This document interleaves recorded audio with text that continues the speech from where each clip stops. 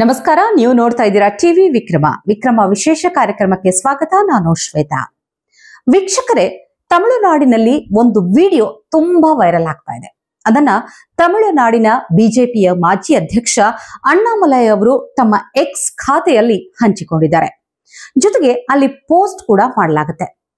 ಡಿಎಂಕೆಯ ಒಬ್ಬ ಕೌನ್ಸಿಲರ್ ಒಬ್ಬ ದಲಿತ ಅಧಿಕಾರಿಯನ್ನ ತಮ್ಮ ಕಾಲಿಗೆ ಬಿದ್ದು ಕ್ಷಮೆ ಕೇಳೋ ಹಾಗೆ ಮಾಡಿದ್ದಾರೆ ಅಂತ. ಒಮ್ಮೆ ಆ ವಿಡಿಯೋವನ್ನ ಕೂಡ ನೋಡಿ.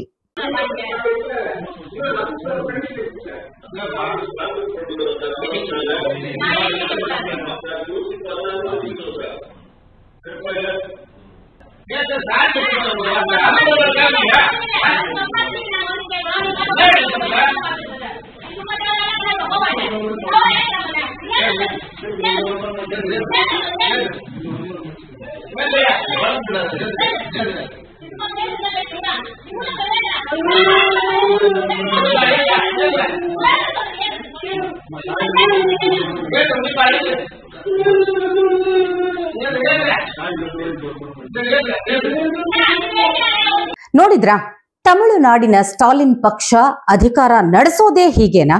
ದಲಿತ ಅಧಿಕಾರಿಗಳನ್ನ ಇಷ್ಟೊಂದು ಕೆಟ್ಟದಾಗಿ ನೋಡಿಕೊಳ್ಳುತ್ತೆ.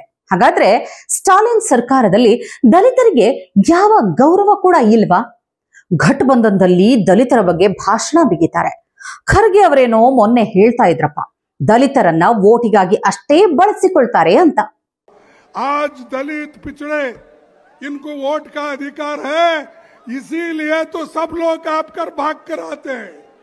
अगर वोट का अधिकार आपके पास नहीं होता, कोई आपको पूछता नहीं था.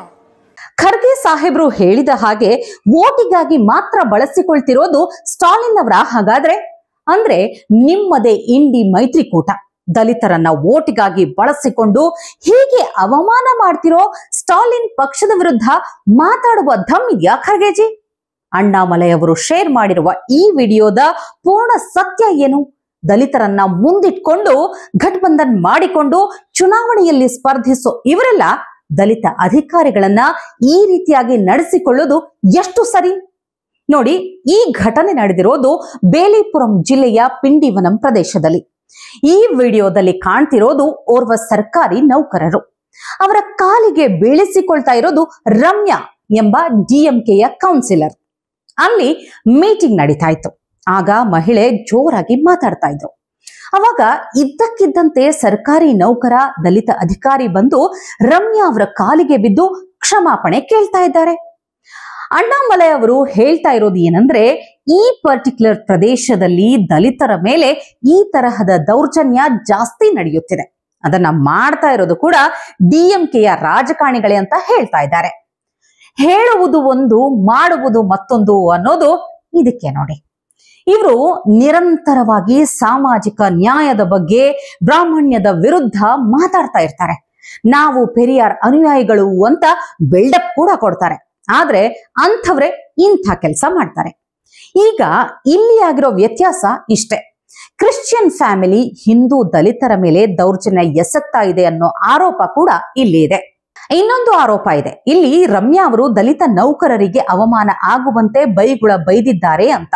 ಅದರಲ್ಲೂ ಕರ್ತವ್ಯದಲ್ಲಿದ್ದ ಒಬ್ಬ ಸರ್ಕಾರಿ ಅಧಿಕಾರಿಗೆ ಈ ರೀತಿಯ ಘಟನೆ ಇದೇ ಫಸ್ಟ್ ಟೈಮ್ ಕೂಡ ಅಲ್ಲ. ಇಂಥದ್ದು ತುಂಬಾ ಸಲ ನಡೆದಿದೆ. ಆದ್ರೆ ಪೊಲೀಸರು ಇದರ ಬಗ್ಗೆ ಏನ್ ಹೇಳ್ತಾರೆ ಕೇಳಿ. ದಲಿತ ಅಧಿಕಾರಿ ಲಿಖಿತ ಹೇಳಿಕೆಯಲ್ಲಿ ಸ್ವ ಇಚ್ಛೆಯಿಂದ ತಾನು ಕೌನ್ಸಿಲರ್ನ ಕಾಲಿಗೆ ಬಿದ್ದು ಕ್ಷಮಾಪಣೆ ಕೇಳಿದ್ದೇನೆ ಅಂದಿದ್ದಾರಂತೆ. ಆದ್ರೆ ನಂತರ ಇನ್ನೊಂದು ದೂರನ್ನ ಕೂಡ ದಾಖಲಿಸಲಾಯಿತು. ಅದರಲ್ಲಿ ದಲಿತ ಅಧಿಕಾರಿ ಆರೋಪ ಮಾಡ್ತಾರೆ, ಡಿಎಂಕೆಯ ಕೌನ್ಸಿಲರ್ ಅವರೇ ತಮ್ಮ ಕಾಲಿಗೆ ಬಿದ್ದು ಕ್ಷಮಾಪಣೆ ಕೇಳುವಂತೆ ಮಾಡಿದ್ದಾರೆ ಅಂತ.